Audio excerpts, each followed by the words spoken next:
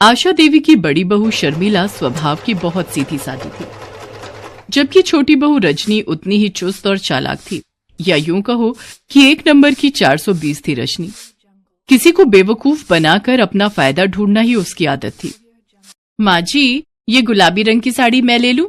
मेरे पास गुलाबी रंग की एक भी साड़ी नहीं है। पर ये साड़ी तो शर्मिला बहू ने। अरे कोई बात नहीं माँ जी, अगर ये साड़ी रजनी को पसंद है तो रजनी ये रख ले, मैं ये नीली रख लूंगी। ठीक है, फिर कल शाम को तुम दोनों जल्दी से तैयार हो जाना, कहीं हमें बरखा की शादी में पहुंचने में देर ना हो जाए। अच्छा हुआ मैंने ये गुलाबी रंग की साड़ी रख ली। मैंने इस पर लगे प्राइस के रेट जो देख लिए थे, ये तो नीली साड़ी से 2000 रुपए महंगी है। अब कल इस साड़ी में मैं सबसे सुंदर लगने वाली हूँ। शर्मिला बहू, तुम सचमुच बहुत अच्छी हो, तुम्हें रिश्ते निभाने आते हैं। तुम अपने मधुर व्यवहार से किसी को भी अपना बना सकती हो, बस देखने वाले का नजरिया होना चाहिए।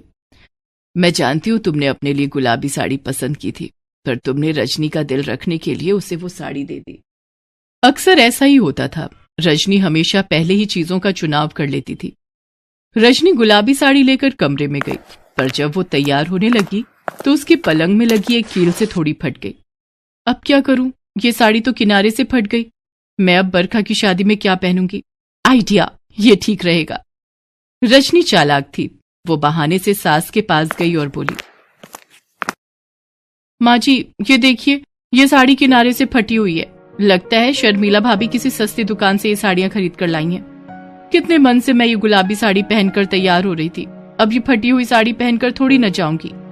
कुछ भी कहो शर्मिला भाभी, आप बहुत चालाक हो, आपने जानबूझकर मुझे हल्की साड़ी दे दी। नहीं, ऐसी बात नहीं है रजनी, मैं देख कर लाई थी। अगर तुम कहो तो मैं दुकानदार को एक बार ये साड़ी दिखा देती हूँ। अभी तो हमें शाम को जाना है, मैं बदल कर ले आऊंगी। नहीं नहीं, उसकी कोई जरूरत नहीं है, मैं कोई और पहन लूंगी, आप ही पहनो नई साड़ी। एक काम करो रजनी, तुम नीली वाली साड़ी पहन लो, मेरे पास एक और साड़ी रखी है, मैं वो पहन लूंगी। पर शर्मिला बहू, ठीक है, दे तो, मुझे वो साड़ी इतनी पसंद नहीं थी, मजबूरी है इसलिए पहन रही हूँ। रजनी चालाकी से वो गुलाबी फटी हुई साड़ी शर्मिला को दे देती है और शादी में जाने के लिए नई नीली साड़ी पहन लेती है। अगले दिन शर्मिला वो फटी हुई साड़ी दुकानदार को देने आती है।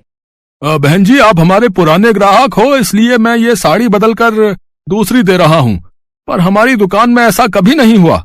हमारी दुकान में सारी साड़ियाँ चेक होकर ही आती हैं। मैंने भी आपको चेक करवा कर ही दी थी, पर हो सकता है कहीं देखना रह गया हो। ये इसका दूसरा पीस आप ले जाओ। शुक्रिया भाई साहब। शर्मिला साड़ी लेकर घर पहुंचती है। बदल दी दुकानदार ने? बदलता भी क्यों नहीं, गलती भी तो उसी की थी, फटी हुई जो पकड़ा दी थी। लाओ मैं इसे अलमारी में रख देती हूँ। देखो कैसे छीन कर ले गई, बिल्कुल शर्म नहीं है इसमें। अब ये नीली साड़ी इसकी हो गई, तू कब तक सीधी बनी रहेगी बहू। शर्मिला चुपचाप वहां से चली जाती है, पर आशा देवी अच्छे से जानती थी कि रजनी ने चालाकी से दोनों साड़ियां ले ली। ऐसे ही एक दिन रजनी की सहेली उससे मिलने आई। सुमन, कितने दिनों बाद तुझसे मिलना हुआ। शादी के बाद तो तू मेरठ में सेटल हो गई थी ना?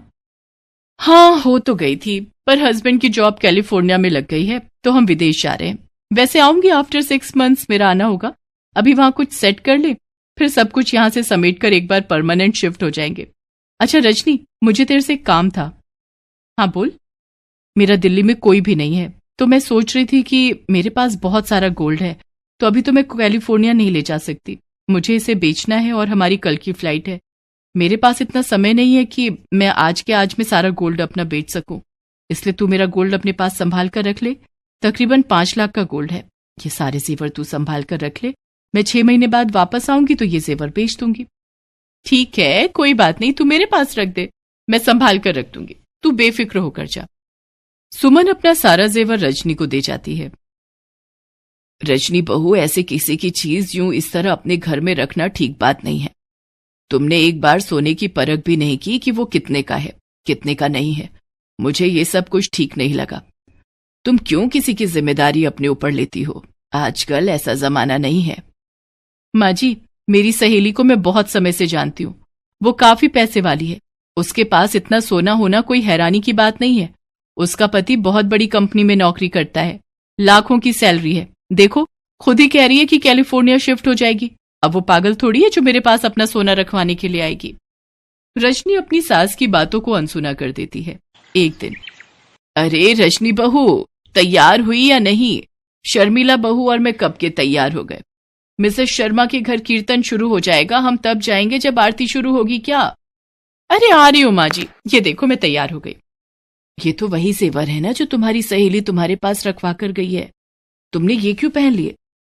अरे तो क्या हुआ माँ जी, कौन सा वो अभी लेने आ रही है? अभी अगले हफ्ते आना है उसने। 5 महीने से ऊपर हो गए मेरे पास ये जेवर संभाले हुए। अब एक बार पहन भी लूंगी तो क्या बिगड़ जाएगा। रजनी अपनी सास और जेठानी के साथ पड़ोस में कीर्तन में जाती है। सब लोग रजनी की तरफ ही देख रहे थे क्योंकि उसने बहुत सारे जेवर पहने हुए थे।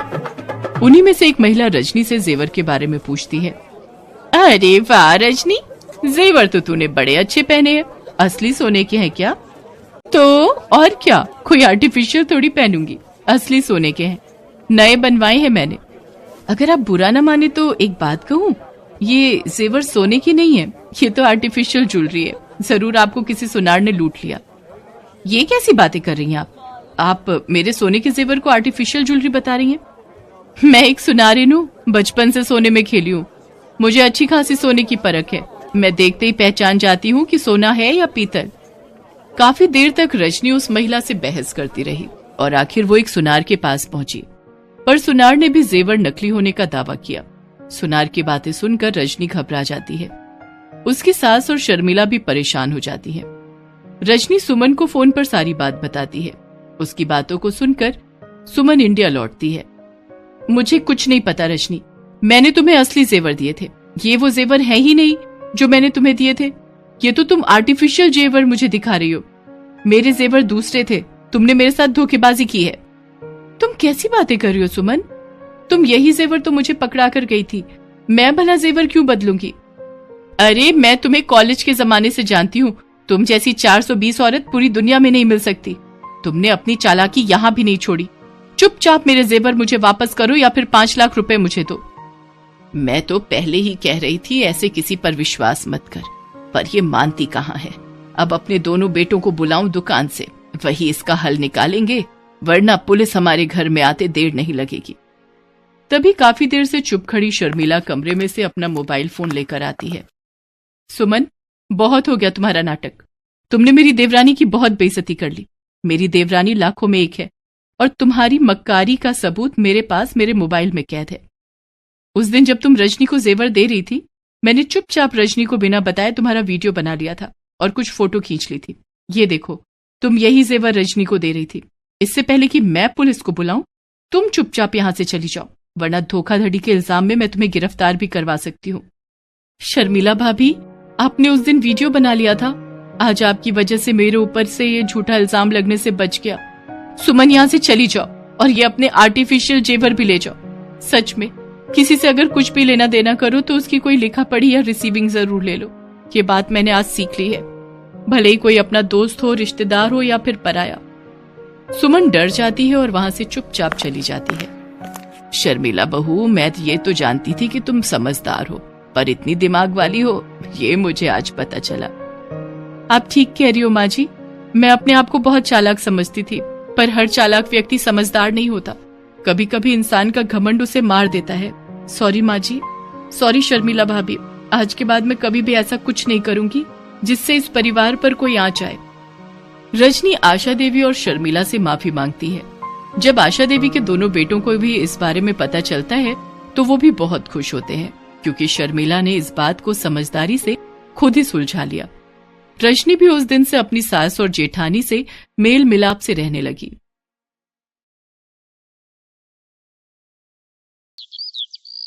महिमा ने अपने रिश्तेदारों को देने वाले कपड़ों की अटैची खोली और अपनी जेठानी प्रेमा को साड़ी पकड़ाने लगी। भाभी, ये साड़ी माँ ने आपके लिए दी है। ये साड़ी? पर मैं तो ये रंग पहनती ही नहीं हूँ। नीले रंग की 4 साड़ियां मैंने पिछले हफ्ते ही काम वाली को पकड़ाई हैं। अब ले ही आई हो तो दो, 1-2 बार पहन लूंगी। ये भैया का सूट और ये जूही की फ्रॉक भी है भाभी। वैसे कुछ खास पसंद नहीं है देवर जी आपके ससुराल वालों की, बड़े ही साधारण कपड़े भिजवाए हैं। जूही के मामा पिछले दिनों उसके लिए फ्रॉक लाए थे, देखते ही बनती थी। मेरे मायके वाले पहले चीज को 100 बार परखते हैं फिर खरीदते हैं। बस भी करो प्रेमा, तुम्हें भी कोई ना कोई बहाना चाहिए बात को कुरेदने का। लो जी, कर लो बात। मेरी शादी के वक्त बाबूजी भी जिंदा थे। आज वो होते तो बताते कितने महंगे गहने और जेवर मेरे मायके से आए थे। क्यों माँ जी, अब क्यों चुप हो? कुछ तो बोलो। प्रेमा बहू, बात को खत्म करो और ये पकड़ो संजय की शादी का लिफाफा, बड़ी भाभी के नाम का। महेंद्र, ये तेरा लिफाफा। अब इस लिफाफे को क्या खोल कर देखना, वही 501 रुपए होंगे जो सगाई के वक्त पकड़ाए थे। प्रेमा भाभी, तुमसे कोई नहीं जीत सकता। सब लोग अपने अपने काम पर लग जाते हैं। महिमा एक गरीब घर की लड़की थी। संजय और महिमा की ये लव मैरिज थी। प्रेमा एक अमीर खानदान से आई हुई बहू थी, इसीलिए उसे अपने ऊपर बहुत घमंड था। महिमा के घर में आते ही प्रेमा का घमंडी जेठानी वाला रूप सामने आने लगा था। एक दिन, महेंद्र, ये सब क्या है? ये प्रेस की तार कैसे जली हुई है? मुझे शाम को पार्टी में जाना है और मैं अपनी साड़ी प्रेस कर रही थी। देखो ये किसने किया है। मैंने आज प्रेस को हाथ नहीं लगाया, मैंने तो कल वाली कमीज ही दोबारा पहन ली थी। भाभी, वो सुबह मैं संजय की एक कमीज प्रेस कर रही थी तो पता नहीं कैसे प्लग जल गया, जिसकी वजह से तार भी जल गई। शायद इस प्रेस में पहले से ही कोई खराबी थी। भाभी, क्या कहा? प्रेस में खराबी थी? मेरी मम्मी ने आउट ऑफ इंडिया से ये प्रेस मंगा कर दी थी। ये सब sofa set, washing machine, air conditioner वगैरह जो तुम देख रही हो ना इस घर में, ये सब मेरे दहेज का सामान है। और तुम तो कुछ लाई नहीं हो अपने दहेज में, सब कुछ मेरा ही इस्तेमाल कर रही हो, तो कम से कम सोच समझकर और देखकर इस्तेमाल करना चाहिए ना। तुमने मेरी इतनी महंगी प्रेस खराब करके रख दी। प्रेमा, कोई बात नहीं, बिजली वाले से महेंद्र ठीक करवा ले आएगा। छोटी बहू को इतना सब सुनाने की क्या जरूरत है? माँ जी, आप तो चुप ही रहो, कुछ पता होता नहीं है, बीच में बोलती रहती हो। आपकी चीज खराब नहीं हुई है ना, इसलिए आपको कोई फर्क नहीं पड़ रहा है। महिमा की आंखों में आंसू थे, वो कमरे में आकर रोने लगती है। चुप हो जाओ महिमा, कुछ वक्त के बाद मेरा थोड़ा काम अच्छा हो जाएगा तो हम अलग रहने लगेंगे। मैं बर्दाश्त नहीं कर सकता कि भाभी तुम्हारे साथ इतना उल्टा व्यवहार करें, वो अपने ऊपर इतना घमंड करती है। अरे नहीं, बस ऐसे ही थोड़ा मन भर आया था। अब शादी के एकदम बाद परिवार अलग हो जाए तो लोग तो यही कहेंगे ना कि मैंने आते से दोनों भाइयों को अलग कर दिया, इसलिए आप अलग रहने की बात दोबारा मन में मत लाना। धीरे धीरे वक्त बीतता है और महिमा के एक बेटा पैदा होता है। बेटे के आने से पूरे घर में खुशियां आ जाती हैं। बधाई हो प्रेमा बहू, तुम्हें ताई की पदवी मिल गई, तुम ताई बन गई। और मैं भी ताऊ बन गया माँ, मुझे भी ताऊ जी कहकर बुलाने वाला आ गया। दादी, मेरा छोटा भाई आ गया, अब मैं तो उसकी बड़ी दीदी हुई ना। हाँ दादी अम्मा, तू उसकी बड़ी दीदी है। बड़े खुश हो रहे हो ना सारे, मेरा मजाक बना रहे हो। और सासू माँ को पता है कि डॉक्टर ने जूही के बाद मुझे दोबारा बच्चा करने के लिए साफ मना किया है। इन्हें पता है कि मैं दोबारा बच्चा नहीं कर सकती, नहीं तो मैं भी एक बेटा पैदा कर सकती थी। महिमा के बेटा होने की खुशी में सबको खुश देखकर प्रेमा मन ही मन ईर्ष्या से जल भुन रही थी। महिमा के बेटे नमन के नामकरण संस्कार के दिन प्रेमा ने हद ही कर दी। महिमा, मुझे लगता है तुम्हारे मायके वालों को समझ नहीं है बिल्कुल भी। नमन की झोली में क्या दिया? सिर्फ 5100 रुपए का लिफाफा, न कोई सोने की चेन, न कोई चांदी के कड़े। मेरी मम्मी ने तो जूही के होने पर मुझे सोने की बालियां दी थी। सासू माँ को सोने के टॉप्स और महेंद्र के लिए सोने की अंगूठी थी। जूही के गले में उन्होंने सोने की चेन, वो भी लॉकेट के साथ, और सोने के कड़े भी डाले थे जूही के हाथों में। सच में शर्म आनी चाहिए तुम्हारे मायके वालों को। बिल्कुल भी लेना देना नहीं आता उन्हें कि बेटी के घर तीज त्योहार पर कैसे दिया जाता है। अब मेरी मम्मी को ही देखो, वो खुद नहीं आ सकी फंक्शन में तो उन्होंने नमन के लिए सोने की चेन भिजवाई है अपनी तरफ से। हालांकि उनका कोई मतलब नहीं बनता था देने का। घर में खुशी का माहौल था। महिमा के घर से भी सब लोग आए हुए थे, इसलिए उस वक्त किसी ने भी प्रेमा को कुछ कहना सही नहीं समझा। महिमा के माँ बाबूजी फंक्शन के बाद चुपचाप वापस चले जाते हैं। महिमा के बेटा होने के बाद से प्रेमा का स्वभाव महिमा के प्रति बहुत खराब होता जा रहा था। एक दिन प्रेमा और महिमा घर पर अकेली थी। सास कहीं बाहर गई हुई थी और महेंद्र और संजय काम पर थे। अरे महिमा कहाँ है? नमन ने रो रो कर पूरा घर सिर पर उठा रखा है। जूही की कल परीक्षा है, उसे पढ़ाने में मुझे कितनी तकलीफ हो रही है। प्रेमा रोते हुए नमन को देख रही थी, तभी उसके मन में पाप जन्म ले लेता है। आखिर है तो लड़का ही, बड़ा होकर सारी जायदाद इसके नाम हो गई। तो हमें तो ये सब घर से निकाल देंगे। अब तो जूही के हिस्से का प्यार भी सब इसे ही देने लगे हैं। मौका अच्छा है इसका काम तमाम करने का।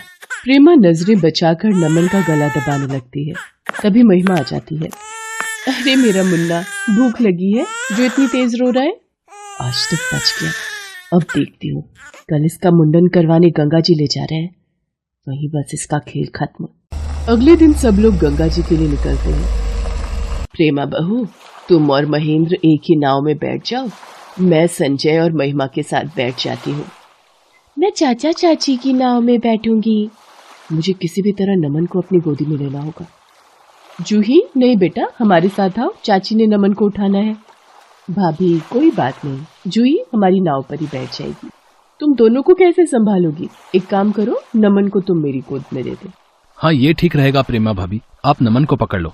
महिमा, अच्छी बात है ना, भाभी खुद हमारे साथ प्यार से रहना चाहती है, तो हमें इसमें कोई दिक्कत नहीं होनी चाहिए। हाँ महिमा बहू, नमन को प्रेमा की गोद में दे आओ। महिमा नमन को प्रेमा की गोदी में दे देती है। सब लोग नाव पर गंगा पार मंदिर के लिए चल पड़ते हैं।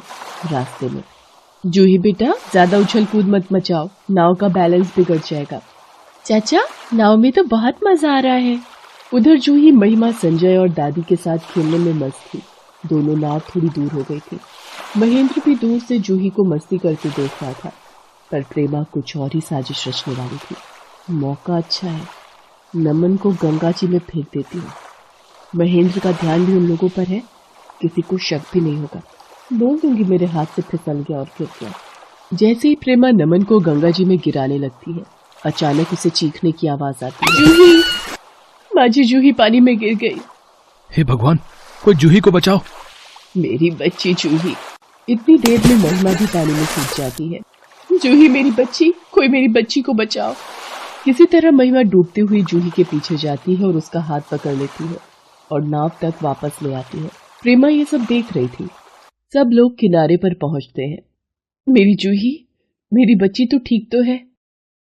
मम्मी, पापा। महिमा, तुम्हें तैरना आता है? हाँ, वो स्कूल के दिनों में सीखी थी स्विमिंग। महिमा, तुमने मेरी बच्ची की जान बचा ली और मैं। प्रेमा रोते हुए सभी को सारी बात बताती है। मुझे माफ कर दो महिमा, मुझे माफ कर दो। भाभी, कोई बात नहीं, भूल इंसान से ही होती है। प्रेमा बहू, नमन तुम्हारा ही बेटा है, तुम इसकी बड़ी माँ हो। नमन को गोद में लेकर इसके बाल तुम ही उतरवाओगी। सास और देवरानी की बातों को सुनकर प्रेमा की आंखें आंसुओं से भीग जाती हैं। प्रेमा को पिछली सारी बातें याद आती हैं। उसे अपने किए पर बहुत पछतावा होता है और वो नमन को छाती से लगाकर प्यार करने लगती है। जूही भी महिमा के गले लग जाती है। Thanks for watching.